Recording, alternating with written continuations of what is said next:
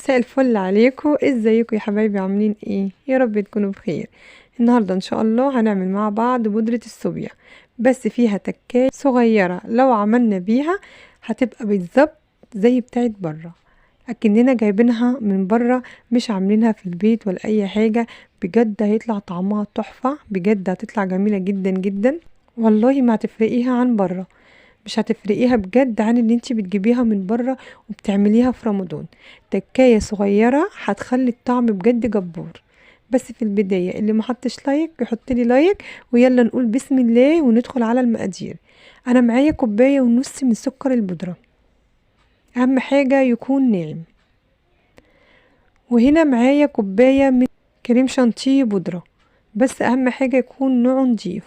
ومعايا كوباية من جوز الهند برضو الناعمة جدا، ولو لقيتيها خشنة شوية ممكن ان انتي برضو تطحنيها تاني في المطحنة.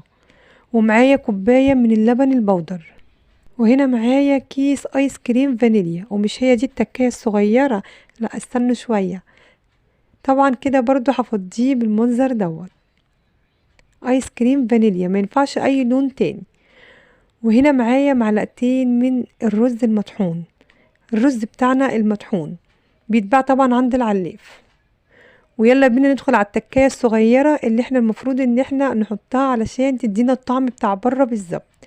معايا هنا نص معلقة من اسانس بودرة جوز الهند، ده بيتباع عند العلاف، حاجة كده تلاقيها زي البودرة بس ريحتها جبارة جميلة جدا جدا. هي دي التكاية الصغيرة اللي احنا هنحطوها. بصراحة انا حطيت منها نص معلقة تاني، يعني انا استعملت معلقة كاملة اسانس بودرة جوز الهند.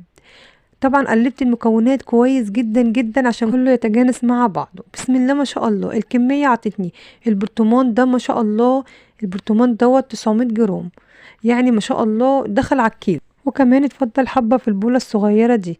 ويلا بينا بقى نجربوها كده مع بعضينا.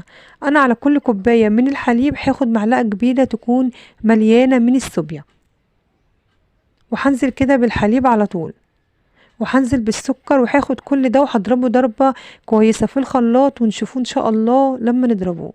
شايفين ما شاء الله؟ انا حبيت اقدمه في ازازة من ازايز رمضان اللي مكتوب عليها رمضان كريم، كل سنة وانتم طيبين. بصوا ما شاء الله، عايزة اقول لكم بجد ريحته جميلة جدا جدا. المعلقة دي هتفرق معاكم كتير، بجد ما شاء الله جميل جدا جدا. وبصوا ما شاء الله البرطمان، يعني البرطمان هيكفيكي جنب ان انت هتعملي عناب، هيبقى فيه بلح، هيبقى فيه عصاير، بجد مش هتحتاجي. لو عملتي الكمية دي هتكفيكي، هتقعد معاكي برضو شوية حلوين كده. عايزه اقول لكم بجد جميله جدا جدا، الطريقه دي بجد تحفه. وكمان المعلقه اللي احنا حطيناها دي ظبطت الصوبيا وخلتها بالظبط زي اكنك جايباها من بره. طريقه جميله بجد، والمكونات بسيطه، وان شاء الله تكون موجوده متوفره في كل بيت يا رب باذن الله. انا حبيت احط عليها جوز الهند من اللي هي الشرايح الصغيره دي، لان بجد طعمها بيبقى جميل جدا مع الصوبيا.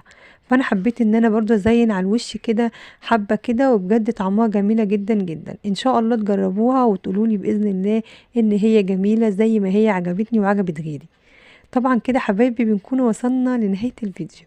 يا رب فيديو النهارده يعجبكم، ولو عجبكم الفيديو ما تنسونيش في اللايك والشير وتفعلوا الجرس عشان يوصلكوا كل جديد باذن الله. حبايبي اشوفكم في فيديو جديد ووصفه جديده، والسلام عليكم ورحمه الله وبركاته.